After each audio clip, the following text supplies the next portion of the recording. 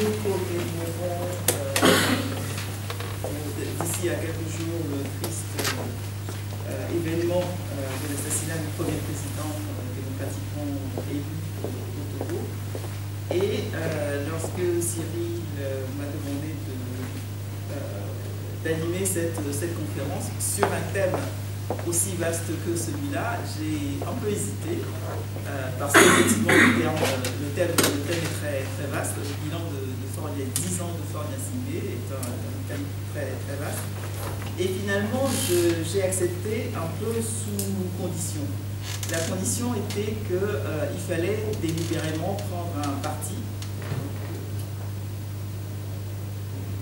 pris, qui est dû au fait qu'on ne peut pas avoir la prétention d'être exhaustif sur un thème aussi vaste, parce qu'il faudrait plusieurs journées et des journées entières pour faire un bilan à peu près exhaustif des 10 années de gouvernance de Gnassingbé II, puisque c'est ainsi qu'il faut l'appeler. La manière dont les choses se passent, on a plutôt l'impression d'être dans un royaume que dans une république. Et la deuxième raison pour laquelle j'ai pris un parti délibéré, c'est que je parle à un public averti et informé. Vous êtes tous en général plus présents que moi sur les réseaux sociaux, vous êtes au courant de l'ensemble des informations quasiment au quotidien. Et donc il n'est pas opportun que je vous répète ce que vous savez déjà. Mais n'y voyez de ma part aucune indulgence ni aucune volonté d'édulcorer le bilan aussi sinistre et désastreux de Faure Gnassingbé. La raison pour laquelle j'ai pris ce parti, c'est que je souhaitais que nos débats de cet après-midi nourrissent la réflexion et les actions que nous allons engager dans les jours qui viennent pour apporter notre pierre à la construction d'un Togo démocratique et prospère que nous appelons tous de nos voeux depuis plusieurs années. Et donc, j'ai pris le parti de me concentrer essentiellement sur les postes du bilan de Faure Gnassingbé, que l'on nous présente en général comme des points positifs, donc qui sont tombés à l'actif de Faure Gnassingbé et de son gouvernement, de ses gouvernements. Alors qu'en y regardant de près, c'est tout le contraire. Donc, on nous présente comme étant les grandes réalisations, les quelques routes qui ont été construites à Lomé, etc. Il faut gratter, regarder et se focaliser sur cela et voir quelle est la réalité de la situation que les Togolais vivent réellement. Vivent réellement, ont vécu pendant ces 10 années sous le régime de Faure Gnassingbé. Mais je ne pouvais pas entamer ces propos sans vous présenter un peu Synergie Togo. Je vais probablement me répéter, beaucoup de gens ici connaissent Synergie, mais même parmi les gens qui connaissent, il y a de temps en temps quelques fantasmes, quelques idées reçues, quelques rumeurs qui ont circulé. Et nous avons accueilli il n'y a pas longtemps un nouveau membre qui dit « Ah, j'avais l'impression que c'était une secte. » Mais donc il est bien utile de temps en temps de rappeler qui nous sommes et quelles sont les valeurs que nous défendons, quels sont les moteurs de notre action. Donc je vous parlerai brièvement de Synergie Togo. Ensuite, pour entamer la partie bilan de Faure Gnassingbé, j'ai pris une option chronologique. Donc en partant de sa prise de pouvoir et les conditions dans lesquelles il est arrivé au pouvoir, le bilan, qui sert d'introduction, une belle introduction à un bilan global sur la situation des droits humains pour les 10 années. Ensuite, on parlera du fonctionnement des institutions et de ce que j'appelle le rendez-vous raté avec la vérité, la justice et la réconciliation, qui introduit également le bilan que l'on peut faire sur l'ensemble des droits civiques et politiques au cours de ces 10 années. Et on terminera par un point important qui me tient à cœur d'ailleurs, c'est le bilan économique et social de Faure Gnassingbé. Alors, quelques mots sur la présentation de Synergie Togo. D'abord, nous sommes une organisation de la société civile. Et il y a effectivement un débat qui va bien sûr, bon, est-ce que nous sommes fondés d'un parti politique, ou est-ce que je dis nous sommes résolument une organisation de la société civile créée par des membres de la diaspora togolaise dans le but de contribuer au développement économique du Togo et contribuer au développement économique du Togo en mobilisant la diversité des compétences et des expériences des Togolais d'ici, en lien, en synergie avec les Togolais sur le terrain, et en sensibilisant la diaspora togolaise au devoir de solidarité qui s'impose dans cette diaspora. Et nous souhaitons que, et c'est ce que nous sommes en train de faire depuis 6 ans, maintenant 7 ans que Synergie Togo existe. Synergie Togo sert de cadre de réflexion pour l'élaboration de travaux relatifs à la valorisation de la démocratie et de la bonne gouvernance, également à la promotion des droits humains. Donc, nos actions à ce jour et leur fondement, deux convictions fortes se sont imposées à nous au démarrage des travaux de notre association. Nos actions, nous avons acquis la conviction assez rapidement que nos actions à faveur du développement du Togo seront vaines si nous ne contribuons pas à amener la classe dirigeante togolaise à intégrer le principe républicain de responsabilité. C'est-à-dire que nous pouvons continuer à envoyer de l'argent par an, à essayer d'apporter quelques solutions temporaires à la misère, pour que les gens puissent s'en sortir, etc. Mais tant que fondamentalement la gestion du pays ne changera pas et on ne s'orientera pas vers une gestion républicaine de ce pays, et tant que les dirigeants n'auront pas une conscience de leur responsabilité à la tête de cette politique, ça ne sera que des emplâtres sur une jambe de bois, ou à la limite un tonneau des Danaïdes, c'est-à-dire que nous transférerons les fonds, les capitaux, mais les problèmes fondamentaux de pauvreté ne seront pas résolus. Parce que nous sommes convaincus que les dirigeants qui comptent sur la fraude pour se maintenir au pouvoir indéfiniment n'ont aucune motivation à sortir leur peuple de la misère, c'est-à-dire à développer leur pays. Or, c'est là leur objectif fondamental. C'est de développer les pays, c'est d'assurer le bien-être de leurs concitoyens, les citoyens qui gouvernent. Mais s'ils s'attachent à la fraude, c'est que veulent échapper à toute sanction populaire de leur action. Donc, ça veut dire qu'il n'y a aucune motivation de leur part à faire en sorte que le pays évolue positivement. Et pour nous, la responsabilité politique a 3 dimensions. Elle consiste d'abord à être à l'écoute des aspirations du peuple souverain, à rendre compte, c'est-à-dire être comptable de sa gouvernance devant les institutions de la République, notamment en se soumettant au suffrage universel et en respectant le verdict des urnes, puisque si on est à l'écoute et si on rend compte, et si on est véritablement comptable de sa gouvernance, on devrait laisser le peuple souverain dire si les dirigeants ont répondu à leurs attentes, qu'elles renouvellent leur confiance à sa population, à ses gouvernants, ou au contraire, ils sanctionnent les gouvernants s'ils estiment que le travail qu'ils ont fait pendant leur mandat ne convient pas aux aspirations qu'ils ont exprimées ou au programme que les politiques leur ont présenté avant que le renouvellement leur accorde leur confiance au cours des élections précédentes. Et enfin, il s'agit également, en termes de responsabilité politique, d'accepter de répondre de sa gestion et de ses actes, y compris devant la justice, si les actes posés venaient à contrevenir aux lois de la République, ce qui suppose donc une justice indépendante, équitable, pour tous les citoyens, de manière totalement uniforme. Et donc, en fait, pour traiter cette question du bilan sociopolitique et économique de Faure Gnassingbé, les quelques éléments de notre définition de la notion de responsabilité pourrait très bien servir d'axe. On peut se poser la question de savoir si, au cours des 2 mandats qui se terminent, Florian Singlet a été à l'écoute des aspirations du peuple. On peut se demander également s'il a considéré, s'il a traité le peuple comme un peuple souverain. Et enfin, est-ce qu'il a rendu compte de sa gestion?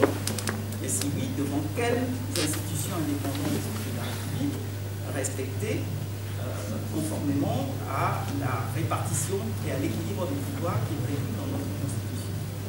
S'est-il jamais soumis à un suffrage universel, juste, transparent et équitable?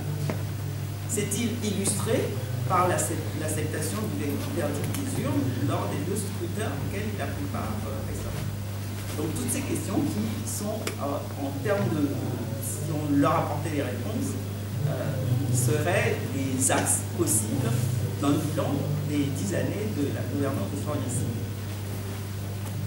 Mais ces questions seront en filigrane dans ce que nous allons voir au fur et à mesure.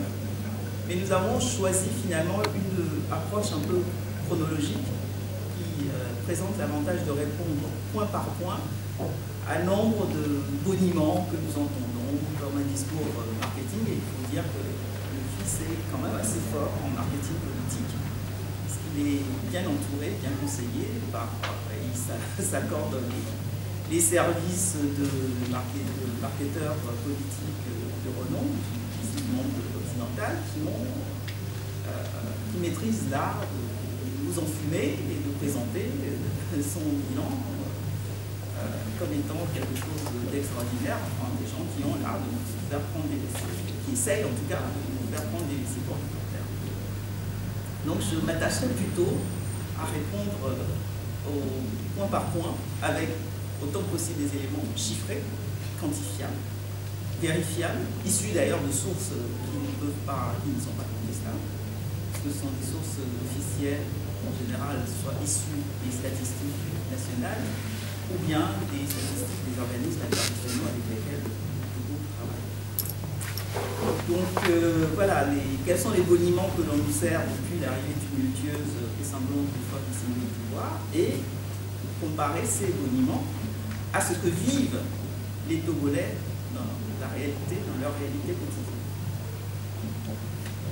Donc, la prise de pouvoir de Florian Singlet, les massacres, la torture et les bilans des droits humains, à l'époque, on nous l'avait présenté comme étant le fils qui était différent du père, qui a en plus la chance d'avoir fait des études dans l'université occidentale, donc il profile pour les Français, et plus les États-Unis pour les Américains, donc il conseille de trouver un peu de règne de démocratie et de bonne gouvernance qu'on aurait semé sa tête au cours de ces études.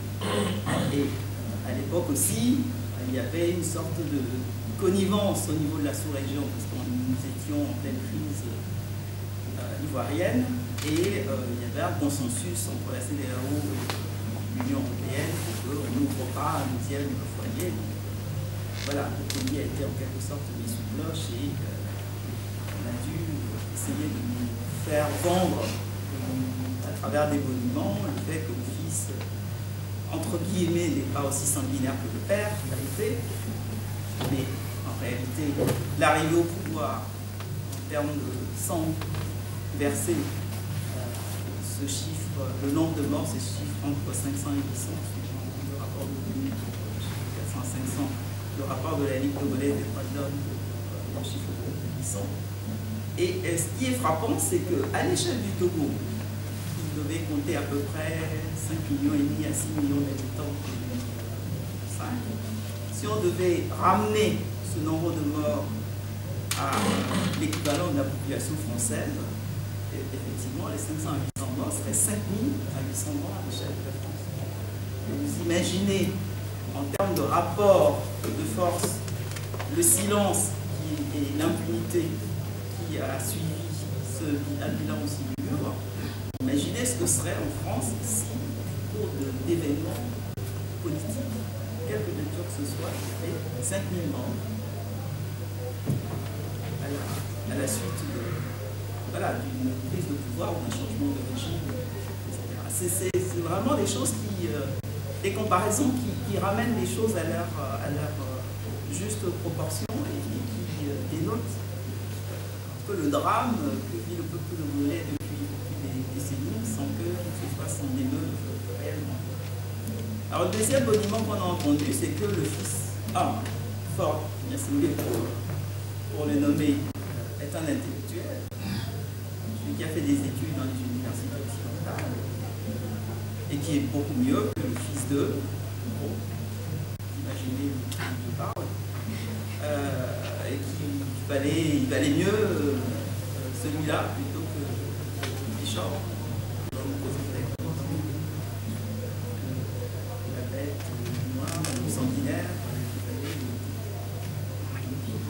Or, ce que l'on a constaté, c'est qu'assez rapidement, par des luttes clandestines, s'accaparer de la vitalité du pouvoir, des fausses tentatives de coup d'État, l'institutionnalisation de la torture et la falsification du rapport de la CNDH, qui en a résulté, n'avait rien à envier à la pratique du temps du père, où ces pratiques étaient tout à fait courantes, tentatives de coup d'État qui servaient de prétexte à soit l'épuration dans l'armée, soit aux arrestations. La torture était relativement courante, la falsification de rapport, à la limite, il n'y avait pas de rapport officiel de la CNDH.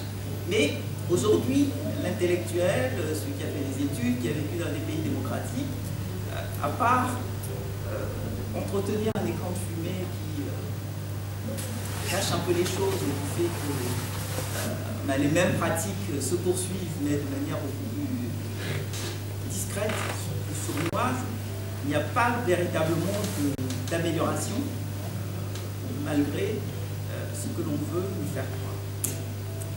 Et puis, troisième argument, à l'époque, qu'on a essayé de vendre aux Togolais, c'est que le fils était l'incarnation de la réconciliation et de l'unité nationale, puisque sa mère est au sud et son frère est au nord, donc l'unité nationale est donc garantie en sa personne. Or, vous savez tous que la commission Vérité, Justice et Réconciliation qui a été mise en place avec les financements occidentaux devait effectivement, en toute sincérité, en toute vérité, mettre à plat un certain nombre d'événements qui ont marqué la vie politique congolaise depuis les années 58, a été ce qu'on peut appeler véritablement un rendez-vous manqué, puisque les personnes mises en cause n'ont pas accepté de se présenter, de s'expliquer. De toute façon, il n'était pas prévu que cette commission s'occupe de rendre justice. C'était juste un catalogue des griefs qui était fait. Et le catalogue des griefs a quand même eu l'avantage d'aboutir à un rapport assez fourni, dont nous reparlons d'ailleurs ces jours-ci pour ce qui concerne les réformes constitutionnelles et institutionnelles, mais toutes ces recommandations de la Commission, quel que soit ce qu'on en pense, parce qu'on peut très bien dire finalement cette commission est nulle et de nul effet, puisqu'on ne peut pas, elle a été organisée et coordonnée par des personnes qui sont eux-mêmes mis en cause dans les exactions dont la commission devait connaître. Donc on ne lui accorde pas l'indépendance et la crédibilité nécessaires pour connaître les faits qui se sont produits, en particulier pour les faits qui sont produits en 2005. Mais il se trouve qu'il y a quand même eu un travail qui a été fait, qui a rassemblé des personnes d'horizons assez divers. Il y a eu des recommandations qui ont été formulées, mais même ces recommandations, à ce jour, sont restées totalement lettres mortes. Et alors, concernant le bilan donc, de la prise de pouvoir,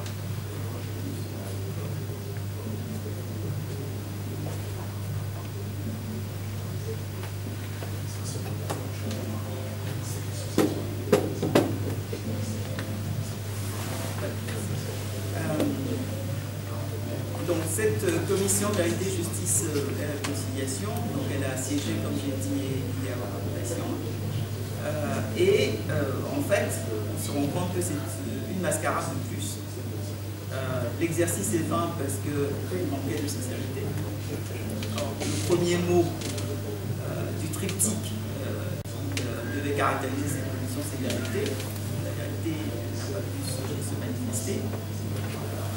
Et la justice encore moins. Et en tout cas, à l'issue de ces travaux, aujourd'hui, la justice togolaise est toujours une justice de sort qui garantit l'impunité aux uns, qui condamne et emprisonne les autres sans la moindre preuve totalement juste. Quant à la réconciliation, elle ne se fera pas tant que les deux préalables ne seront pas satisfaits, c'est-à-dire qu'il n'y aura pas la vérité, il n'y aura pas la justice. Il est illusoire de penser qu'il y ait une réconciliation sincère. Alors, en ce qui concerne le bilan concernant le fonctionnement des institutions, qu'est-ce que les bonimenteurs nous disent? Que nous ont-ils vendu pour justifier l'arrivée au pouvoir de Faure, en tout cas à la fin de son premier mandat? On nous a dit que la gouvernance s'améliorait parce que, entre-temps, la Cour des comptes a été mise en place, le Conseil constitutionnel s'est amélioré, le Conseil économique et social a été également mis en place. Et entre-temps également, on nous a fait l'apologie du fait que le Togo avait atteint le point d'achèvement du processus pays pauvres très endettés, le fameux processus PPTE, qui donc effectivement est mis en place lorsque les bailleurs de fonds ont constaté qu'un certain nombre de réformes économiques et institutionnelles ont été faites. Donc on nous brandissait la preuve que le point d'achèvement de ce processus soit atteint comme étant la garantie que, vous voyez, les bailleurs de fonds ont validé le fait que nous avons fait des réformes, que la gouvernance s'est améliorée, et donc c'est la raison pour laquelle nous avons accordé au Togo le bénéfice de toutes les conséquences financières qui découlent de l'atteinte de ce point d'achèvement. Or, lorsque nous regardons les choses de près, ce que vivent les Togolais depuis 2005, en ce qui concerne les institutions, on constate que ce sont des institutions de la politique qui ont été installées, une Cour des comptes qui n'a jamais rendu quelque rapport que ce soit sur le fonctionnement, sur la gestion de l'État, une Assemblée nationale qui est censée être est censée contrôler l'action du gouvernement, mais la session budgétaire vient encore de se terminer. Et une session budgétaire dans un pays normal, dans une démocratie, dans une république, débute toujours par l'adoption de la loi d'exécution du budget de l'année précédente, pour que les députés puissent apprécier par rapport au budget qu'ils avaient voté précédemment, quels sont les postes de dépenses qui étaient dans les clous, quels sont ceux qui ont été largement dépassés, et essayer de savoir quelles sont les raisons de ce dépassement, quels sont ceux qui se sont avérés inutiles.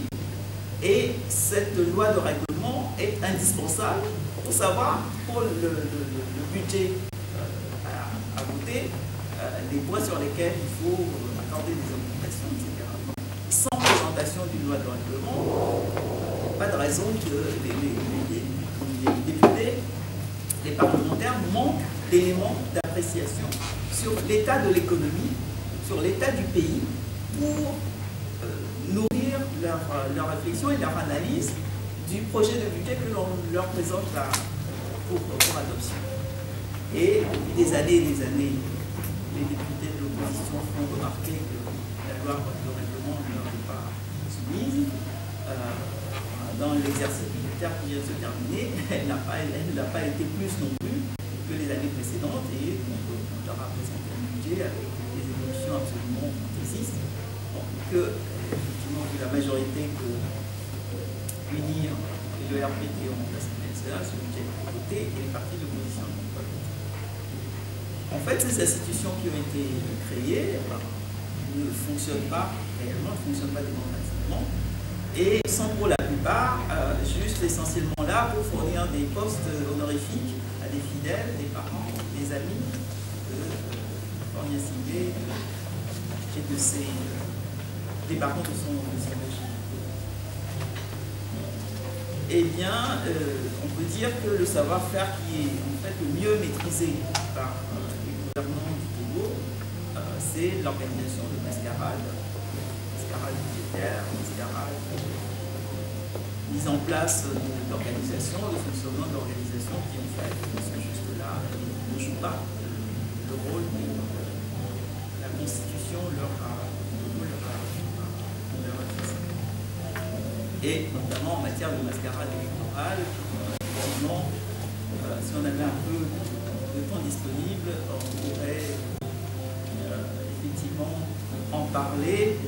Je fais juste un rappel d'un travail que nous avions fait au niveau de Synergie Togo pour les élections de mars 2010, les présidentielles de mars 2010, à partir du cycle de conférences que nous avions animé sur 3 thématiques.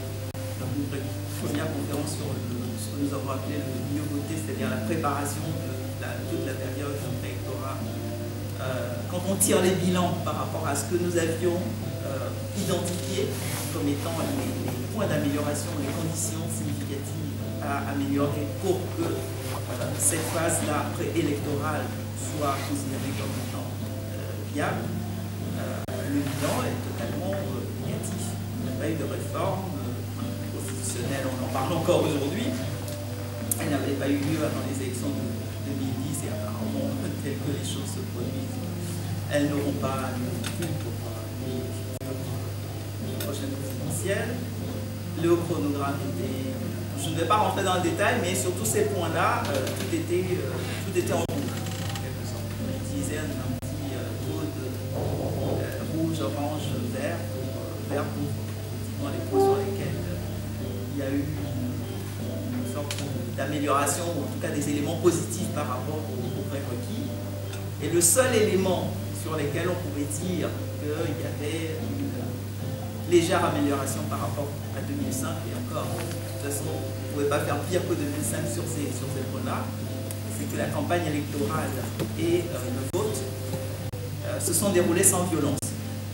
Donc si vous comprenez bien la manière dont les choses ont évolué, on a bien massacré en 2005, et de toute façon maintenant, toutes les évaluations, et même si vous lisez les rapports des missions d'observation, etc., le standard pour le Togo n'est plus les élections se sont déroulées de manière transparente et équitable, mais c'est que les élections se sont déroulées sans violence. Voilà.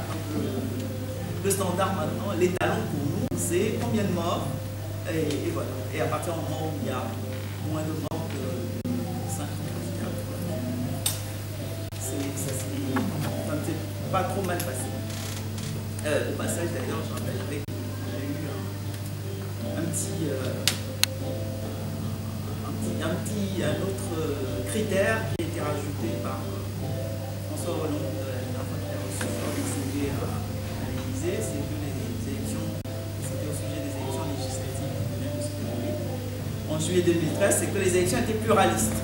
Alors, maintenant, à partir du moment où vous acceptez de participer à une élection, c'est que c'est bon. Donc, les critères, malheureusement pour notre pays, c'est pas de violence, et puis en matière d'élection pluraliste, de toute façon, on a signé pas le bon goût de créer autant de faux partis d'opposition qu'il voudra pour aller le challenger dans toutes les élections qui vont organiser. Donc les élections de toute façon seront pluralistes. Et la partie la plus longue du bilan, c'était dans la restitution des résultats. Et là, vous savez tous que finalement les résultats qui sont publiés sont fabriqués dans un office rien à voir avec la communication du bébé. Je ne m'étendrai pas sur ce point. Et je vais plutôt passer beaucoup de temps sur le bilan